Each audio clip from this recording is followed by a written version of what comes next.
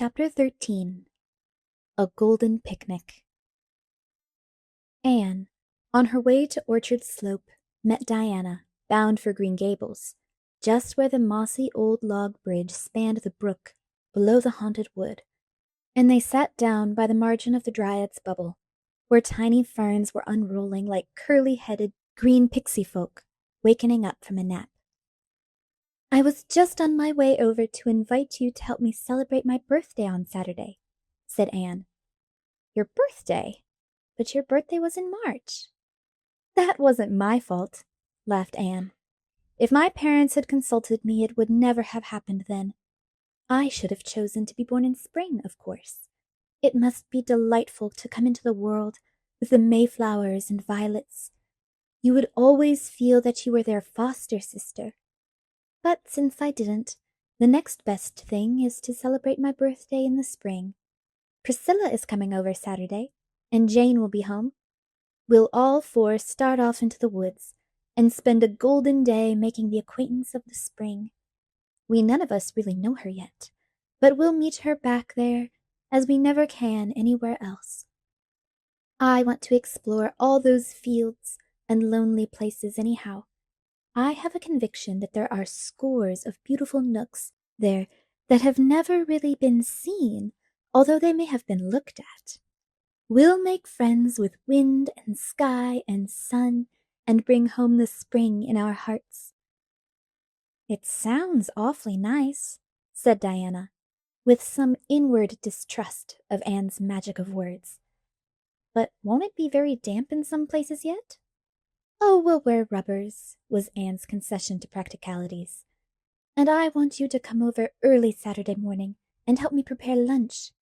I'm going to have the daintiest things possible, things that will match the spring, you understand. Little jelly tarts and ladyfingers, and drop cookies frosted with pink and yellow icing, and buttercup cake. And we must have sandwiches too, though they are not very poetical." Saturday proved an ideal day for a picnic, a day of breeze and blue, warm, sunny, with a little rollicking wind blowing across meadow and orchard. Over every sunlit upland and field was a delicate, flower-starred green. Mr. Harrison, harrowing at the back of his farm, and feeling some of the spring witch-work even in his sober, middle-aged blood, saw 4 girls, basket-laden, tripping across the end of his field, where it joined a fringing woodland of birch and fir. Their blithe voices and laughter echoed down to him. "It's so easy to be happy on a day like this, isn't it?" Anne was saying, with true Annish philosophy. "Let's try to make this a really golden day, girls, a day to which we can always look back with delight. We're to seek for beauty and refuse to see anything else. Begone, dull care. Jane, you are thinking of something that went wrong in school yesterday." "How did you know?" gasped Jane, amazed. "Oh, I know the expression. I've felt it often enough on my own face. But put it out of your mind, there's a dear. It will keep till Monday. Or if it doesn't, so much the better. Oh, girls, girls! See that patch of violets? There's something for memory's picture gallery. When I'm 80 years old, if I ever am, I shall shut my eyes and see those violets just as I see them now. That's the first good gift our day has given us." "If a kiss could be seen, I think it would look like a violet," said Priscilla. Anne glowed. "I am so glad you spoke that thought, Priscilla, instead of just thinking it and keeping it to yourself. This world would be a much more interesting place, although it is very interesting anyhow, if people spoke out their real thoughts." "It would be too hot to hold some folks," quoted Jane sagely. "I suppose it might be, but that would be their own faults for thinking nasty things. Anyhow, we can tell all our thoughts today, because we are going to have nothing but beautiful thoughts. Everybody can just say what comes into their head. That is conversation. Here's a little path I never saw before. Let's explore it." The path was a winding one, so narrow that the girls walked in single file, and even then the fir boughs brushed their faces. Under the firs were velvety cushions of moss, and further on, Where the trees were smaller and fewer, the ground was rich in a variety of green-growing things. "What a lot of elephant's ears!" exclaimed Diana. "I'm going to pick a big bunch. They're so pretty." "How did such graceful feathery things ever come to have such a dreadful name?" asked Priscilla. "Because the person who named them either had no imagination at all, or else far too much," said Anne. "Oh, girls, look at that!" That was a shallow woodland pool in the center of a little open glade where the path ended. Later on in the season it would be dried up, and its place filled with a rank growth of ferns. But now it was a glimmering, placid sheet, round as a saucer and clear as crystal. A ring of slender young birches encircled it, and little ferns fringed its margin. "How sweet!" said Jane. "Let us dance around it like wood nymphs," cried Anne, dropping her basket and extending her hands. But the dance was not a success, for the ground was boggy and Jane's rubbers came off. "You can't be a wood nymph if you have to wear rubbers," was her decision. "Well, we must name this place before we leave it," said Anne, yielding to the indisputable logic of facts. "Everybody suggest a name, and we'll draw lots. Diana?" "Birch Pool," suggested Diana promptly. "Crystal Lake," said Jane. Anne, standing behind them, implored Priscilla with her eyes not to perpetuate such another name, and Priscilla rose to the occasion with Glimmerglass. Anne's selection was the Fairy's Mirror. The names were written on strips of birch bark with a pencil schoolmarm Jane produced from her pocket and placed in Anne's hat. Then Priscilla shut her eyes and drew one. "Crystal Lake," read Jane triumphantly. Crystal Lake it was, and if Anne thought the chance had played the pool a shabby trick, she did not say so.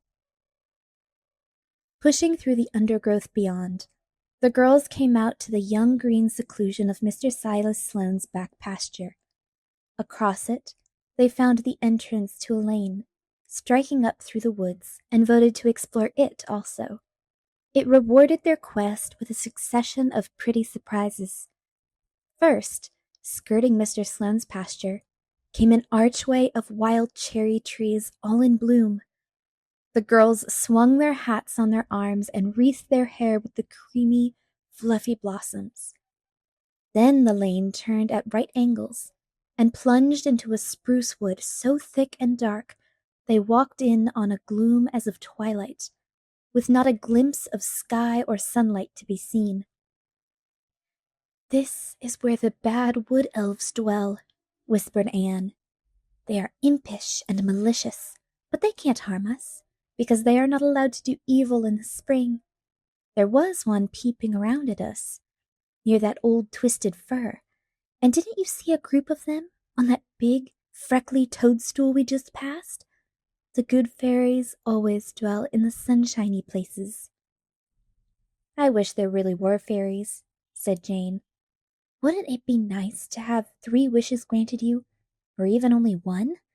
What would you wish for, girls, if you could have a wish granted?" "I'd wish to be rich and beautiful and clever." "I'd wish to be tall and slender," said Diana. "I would wish to be famous," said Priscilla. Anne thought of her hair and then dismissed the thought as unworthy. "I'd wish it might be spring all the time, and in everybody's heart and all our lives," she said. "But that," said Priscilla, "would be just wishing this world were like heaven. Only like a part of heaven. In the other parts there would be summer and autumn. Yes, and a bit of winter too. I think I want glittering snowy fields and white frosts in heaven sometimes. Don't you, Jane?" I don't know," said Jane uncomfortably. Jane was a good girl, a member of the church, who tried conscientiously to live up to her profession and believed everything she had taught. But she never thought about heaven any more than she could help, for all that. "Minnie May asked me the other day if we would wear our best dresses every day in heaven," laughed Diana. And didn't you tell her we would? Asked Anne. Mercy, no. I told her we wouldn't be thinking of dresses at all there. Oh, I think we will, a little, said Anne earnestly. There'll be plenty of time in all eternity for it, without neglecting more important things. I believe we'll all wear beautiful dresses, or I suppose raiment would be a more suitable way of speaking. I shall want to wear pink for a few centuries at first. It would take me that long to get tired of it, I feel sure. I do love pink so, and I can never wear it in this world. Past the spruces the lane dipped down into a sunny little open, where a log bridge spanned a brook, and then came the glory of a sunlit beechwood, where the air was like transparent golden wine, and the leaves fresh and green, and the wood floor a mosaic of tremulous sunshine. Then more wild cherries, and a little valley of lissom firs, and then a hill so steep that the girls lost their breath climbing it. But when they reached the top and came out into the open, the prettiest surprise of all awaited them. Beyond were the back fields of farms that ran out to the upper Carmody road. Just before them, hemmed in by beeches and firs, but open to the south, was a little corner, and in it a garden, or what had once been a garden. A tumble-down stone dike, overgrown with mosses and grass, surrounded it. Along the eastern side ran a row of garden cherry trees, white as a snowdrift. There were traces of old paths, still, and a double line of rose bushes through the middle, but all the rest of the space was a sheet of yellow and white narcissi, in their airiest, most lavish, wind-swayed bloom above the lush green grasses. "Oh, how perfectly lovely!" 3 of the girls cried. Anne only gazed in eloquent silence. "How in the world does it happen that there was ever a garden back here?"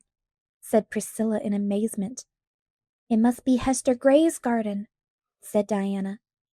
"I've heard Mother speak of it, but I never saw it before, and I wouldn't have supposed that it could be in existence still. You've heard the story, Anne?" "No, but the name seems familiar to me." "Oh, you've seen it in the graveyard. She is buried down there in the poplar corner. You know, the little brown stone with the opening gates carved on it, and 'Sacred to the memory of Hester Gray, aged 22.' Jordan Gray is buried right beside her, but there's no stone to him. It's a wonder Marilla never told you about it, Anne. To be sure, it happened 30 years ago and everybody has forgotten." "Well, if there is a story, we must have it," said Anne. "Let's sit right down here among the narcissi, and Diana will tell it. Why, girls, there are hundreds of them. They've spread over everything. It looks as if the garden were carpeted with moonshine and sunshine combined. This is a discovery worth making. To think I've lived within a mile of this place for 6 years and have never seen it before. Now, Diana." "Long ago," began Diana, "this farm belonged to old Mr. David Gray. He didn't live on it. He lived where Silas Sloane lives now. He had one son, Jordan, and he went up to Boston one winter to work, and while he was there he fell in love with a girl named Hester Murray. She was working in a store and she hated it. She'd been brought up in the country, and she always wanted to get back. When Jordan asked her to marry him, she said she would if he would take her away to some quiet spot, where she'd see nothing but fields and trees. So he brought her to Avonlea. Mrs. Lynde says he was taking a fearful risk in marrying a Yankee, and it's certain that Hester would be delicate and a very poor housekeeper. But Mother says she was very pretty and sweet, and Jordan just worshipped the ground she walked on. Well, Mr. Gray gave Jordan this farm, and he built a little house back here, and Jordan and Hester lived in it for 4 years. She never went out much, and hardly anybody went to see her except Mother and Mrs. Lynde. Jordan made her this garden, and she was crazy about it and spent most of her time in it. She wasn't much of a housekeeper, but she did have a knack with flowers. And then she got sick. Mother says She thinks she was in consumption before she ever came here. She never really laid up, but just grew weaker and weaker all the time. Jordan wouldn't have anybody to wait on her. He did it all himself, and Mother says he was as tender and gentle as a woman. Every day he'd wrap her in a shawl and carry her out to the garden, and she'd lie there on a bench, quite happy. They say she used to make Jordan kneel down by her every night and morning, and pray with her that she might die out in the garden when the time came. And her prayer was answered. One day, Jordan carried her out to the bench, and then he picked all the roses that were out and heaped them over her, and she just smiled up at him and closed her eyes. And that, concluded Diana softly, was the end. Oh, what a dear story, sighed Anne, wiping away her tears. What became of Jordan? Asked Priscilla. He sold the farm after Hester died and went back to Boston. Mr. Jabez Sloane bought the farm and hauled the little house out to the road. Jordan died about 10 years after, and he was brought home and buried beside Hester. I can't understand why she would have wanted to live back here, away from everything, said Jane. Oh, I can easily understand that, said Anne thoughtfully. I wouldn't want it myself for a steady thing, because although I love the fields and the woods, I love people too. But I can understand it in Hester. She was tired to death of the noise of the big city and the crowds of people always coming and going and caring nothing for her. She just wanted to escape from it all, to some still, green, friendly place where she could rest. And she got just what she wanted, which is something very few people do, I believe. She had 4 beautiful years before she died. 4 years of perfect happiness. So I think she was to be envied more than pitied. And then to shut your eyes and fall asleep among roses, with the one you loved best on earth smiling down at you. Oh, I think it was beautiful. She set out those cherry trees over there, said Diana. She told Mother she'd never live to eat their fruit, but she wanted to think that something she had planted would go on living and helping to make the world beautiful, even after she was dead. I'm so glad we came this way, said Anne, the shining-eyed. This is my adopted birthday, you know, and this garden and its story is the birthday gift it has given me. Did your mother ever tell you what Hester Gray looked like, Diana? No, only just that she was pretty. I'm rather glad of that, because I can imagine what she looked like without being hampered by facts. I think she was very slight and small, with softly curling dark hair and big, sweet, timid brown eyes, and a little wistful pale face. The girls left their baskets in Hester's garden and spent the rest of the afternoon rambling in the woods and fields surrounding it, discovering many pretty nooks and lanes. When they got hungry, they had the lunch in the prettiest spot of all, on a steep bank of a gurgling brook, where white birches shot up out of long feathery grasses. The girls sat down by the roots and did full justice to Anne's dainties, even the unpoetical sandwiches, being greatly appreciated by hearty, unspoiled appetites, sharpened by all the fresh air and exercise they had enjoyed. Anne had brought glasses and lemonade for her guests, but for her own part drank cold brook water from a cup fashioned out of birch bark. The cup leaked, and the water tasted of earth, as brook water is apt to do in spring, but Anne thought it more appropriate to the occasion than lemonade. Look, do you see that poem? She said suddenly, pointing. Where? Jane and Diana stared, as if expecting to see runic rhymes on the birch trees. There, down in the brook, that old green mossy log with the water flowing over it in those smooth ripples that look as if they'd been combed, and that single shaft of sunshine falling right athwart it, far down into the pool. Oh, it's the most beautiful poem I ever saw. I should rather call it a picture, said Jane. A poem is lines and verses. Oh, dear me, no. Anne shook her head with its fluffy wild cherry coronal positively. The lines and verses are only the outward garments of the poem, and are no more really it than your ruffles and flounces are you, Jane. The real poem is the soul within them, and that beautiful bit is the soul of an unwritten poem. It is not every day one sees a soul, even of a poem. I wonder what a person's soul, would look like, said Priscilla dreamily.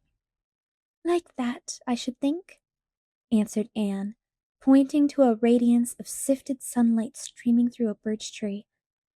Only with shape and features, of course. I like to fancy souls as being made of light, and some are all shot through with rosy stains and quivers, and some have a soft glitter like moonlight on the sea, and some are pale and transparent, like mist at dawn. I read somewhere once that souls were like flowers, said Priscilla. Then your soul is a golden narcissus, said Anne, and Diana's is like a red, red rose. Jane's is an apple blossom, pink and wholesome and sweet.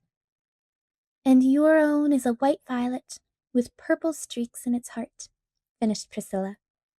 Jane whispered to Diana that she could not really understand what they were talking about. Could she? The girls went home by the light of a calm golden sunset, their baskets filled with narcissus blossoms from Hester's garden, some of which Anne carried to the cemetery next day and laid upon Hester's grave. Minstrel robins were whistling in the firs, and the frogs were singing in the marshes. All the basins along the hills were brimmed with topaz and emerald light. Well, we have had a lovely time after all, said Diana, as if she hardly expected to have it when she set out. It has been a truly golden day, said Priscilla. I'm really awfully fond of the woods myself, said Jane. Anne said nothing. She was looking afar into the western sky and thinking of little Hester Gray.